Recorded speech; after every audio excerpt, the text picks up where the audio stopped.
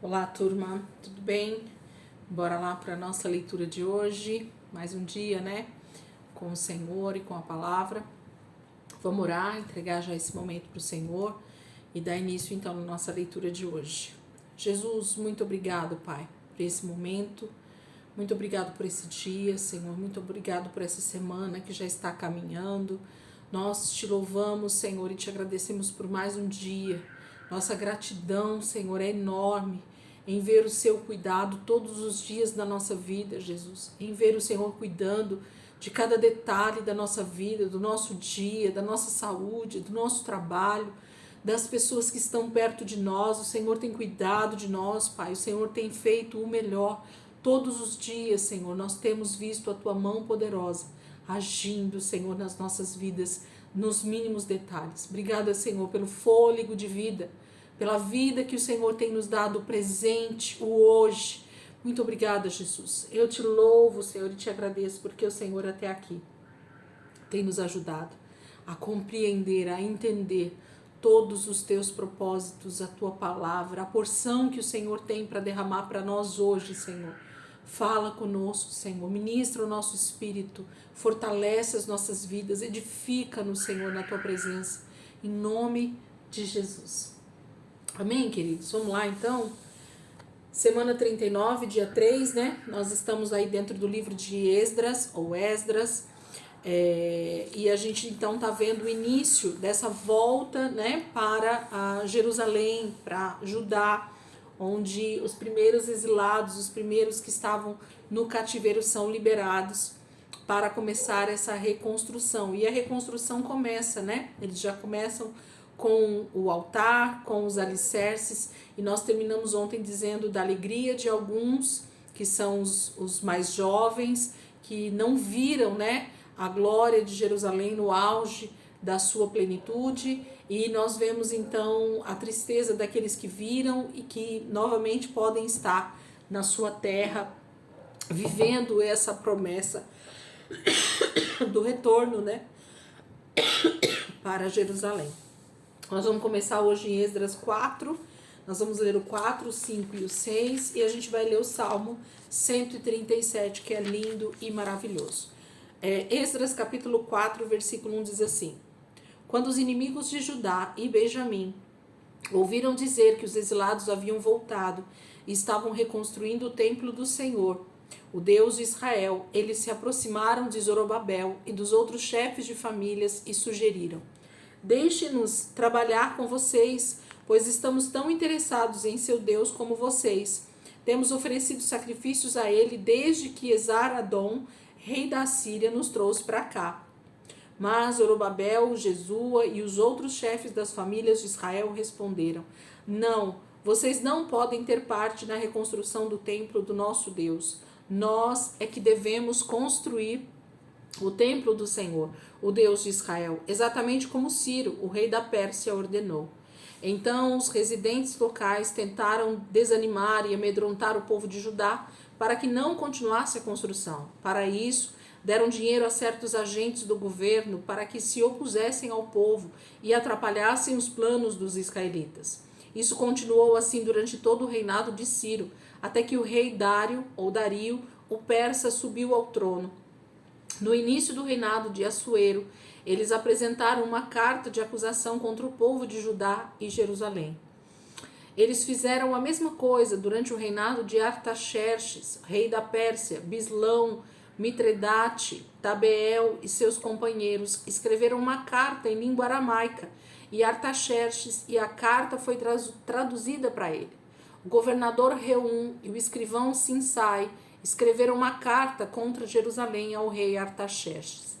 O governo e o escrivão Sinsai, junto com seus companheiros, juízes e outros dirigentes locais, os persas, os babilônios, os homens de Ereque e Susã e os homens de diversas outras nações, que o grande e renomado Asnapar havia tirado das próprias terras e havia colocado em Samaria e nas terras vizinhas que ficavam a oeste do rio Eufrates, escreveram o seguinte: Aqui está o texto que eles mandaram ao rei Artaxerxes.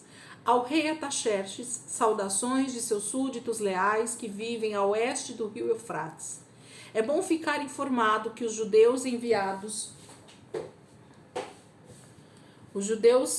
da Babilônia para Jerusalém estão reconstruindo esta cidade historicamente rebelde e má.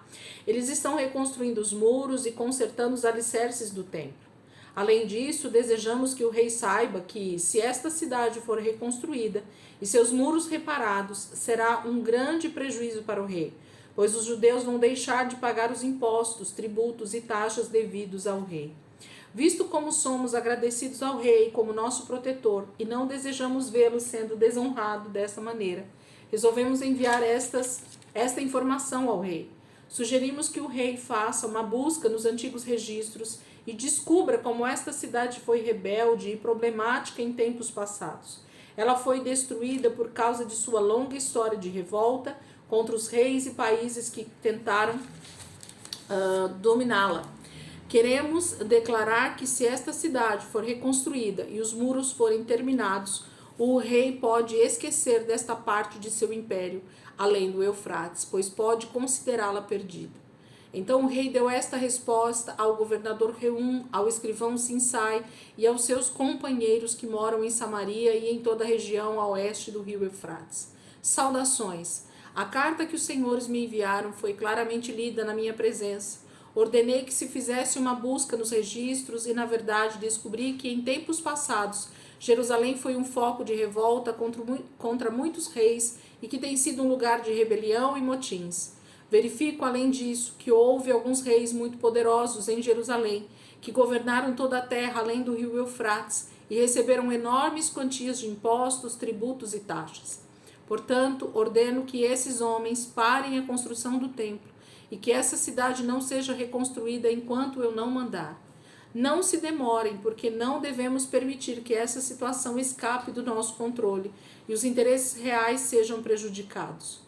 Quando esta carta do rei Artaxerxes foi lida perante Reum e Sinsai e os seus companheiros, eles foram depressa a Jerusalém e obrigaram os judeus a parar a construção. Assim, a obra do templo de Deus em Jerusalém ficou parada até o 2º ano do reinado de Dario, rei da Pérsia. Capítulo 4 é típico, né, da inveja, né, da disputa de poder de muitas pessoas, ou de situações contrárias, né, como eles tentaram participar da construção e não foi permitido, eles se sentiram ofendidos e então começaram a criar problemas, né, para os judeus que ali estavam já reconstruindo o templo. E então o rei Artaxerxes, que era o rei que estava governando o império a partir lá da Pérsia, mais precisamente justamente das terras onde Esther estava. Nós vamos ver esse momento da história onde a rainha Esther ela vai aparecer, né? Não aqui no livro de Esdras, mas é justamente esse rei da Pérsia chamado Artaxerxes, é o rei que está lá governando aquela região de Suzã, onde Esther vai ser a nova rainha daqui a algum tempo. E depois vai dar o livramento para o povo judeu.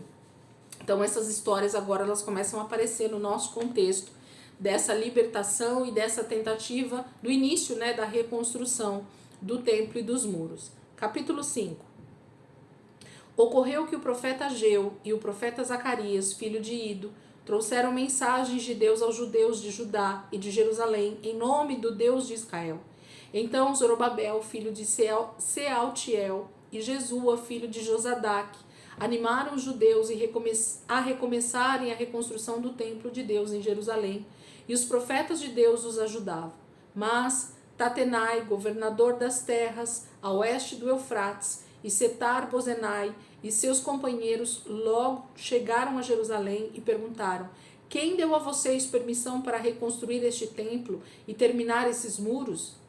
Eles também pediram uma lista dos nomes de todos os homens que estavam trabalhando no templo. Mas os olhos de Deus estavam sobre os líderes judeus, e assim os inimigos não os obrigaram a parar a construção, enquanto o rei Dario não examinasse o assunto e tomasse sua decisão. Esta é a cópia da carta que Tatenai, governador do território a oeste do Eufrates, Setar-Bozenai e os outros oficiais que ficavam deste lado do Eufrates, enviaram ao rei Dario. O relatório que enviaram a ele dizia o seguinte: ao rei Dario, saudações. Desejamos informar ao rei que fomos ao local da construção do templo do grande Deus de Judá. O templo está sendo construído com enormes pedras e o madeiramento já está sendo assentado nas paredes. A obra prossegue com grande energia e sucesso. Então perguntamos aos líderes: quem deu a vocês permissão para fazer isso? E perguntamos quais os seus nomes para que pudéssemos notificar o rei. A resposta deles foi: somos servos do Deus do céu e da terra e estamos reconstruindo o templo que há muitos séculos foi construído aqui por um grande rei de Israel. Mas depois os nossos antepassados provocaram a ira do Deus dos céus, e ele os abandonou e os entregou nas mãos do rei Nabucodonosor, que destruiu este templo e levou o povo cativo para a Babilônia. Porém, eles insistem que o rei Ciro da Babilônia, durante o primeiro ano do seu reinado, emitiu um decreto para que o templo de Deus fosse reconstruído. Eles dizem que o rei Ciro devolveu os vasos de ouro e de prata que Nabucodonosor havia tirado do templo em Jerusalém e colocado no templo da Babilônia. Eles dizem que esses objetos foram entregues à guarda de um homem chamado Sesbazar, a quem o rei Ciro nomeou governador de Judá. Ele disse: leve esses vasos a Jerusalém e coloque-os no templo de Jerusalém. Reconstrua a casa de Deus ali no seu antigo local. Então Sesbazar veio e lançou os alicerces do templo em Jerusalém, e o povo vem trabalhando nele desde este tempo, embora ainda não esteja acabado. Solicitamos que o rei faça uma busca na Biblioteca Real da Babilônia, a fim de descobrir se em algum momento o rei Ciro emitiu tal decreto para construir o templo de Deus em Jerusalém, e depois nos faça saber a sua vontade nesta questão. Continuam-se os embates, a respeito da proibição, do desejo de parar a obra, de não continuar. E aqui então os homens ficam sabendo desse decreto de Ciro e pedem para que o rei Dario, olhe os arquivos, os escritos que os escribas deixaram para saber se esse decreto realmente existe. Capítulo 6, que é o nosso último texto aqui de Esdras hoje.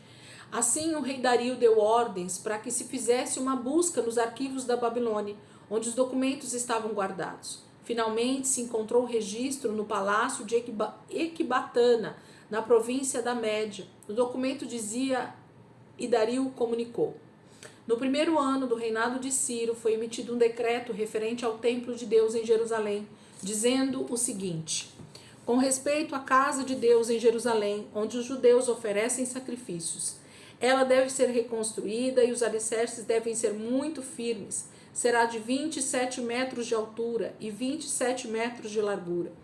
Haverá 3 carreiras de enormes pedras no alicerce, cobertas com uma carreira de madeira. Todas as despesas serão pagas pelo rei, e os vasos de ouro e de prata que Nabucodonosor tirou do templo de Deus serão levados de volta para Jerusalém e colocados no templo como estavam antes. Agora então, Tatenai, governador do território a oeste do Eufrates, e Setar-Bozenai e os outros oficiais dessa província permaneçam longe de lá. Não interrompam a construção do templo. Deixem que ele seja reconstruído no seu antigo lugar e não perturbem o governador de Judá e os demais chefes em seu trabalho. Eu promulgo o seguinte decreto a respeito do que vocês farão pelos líderes dos judeus na construção desse templo de Deus. Que sem mais demora vocês paguem todos os custos da construção com o dinheiro recebido de meus impostos do território a oeste do Eufrates, para que a obra não seja interrompida.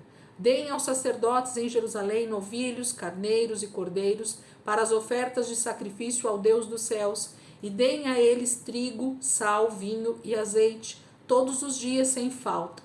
Então eles estarão em condições de oferecer sacrifícios agradáveis ao Deus dos céus e orar pela vida do rei e seus filhos.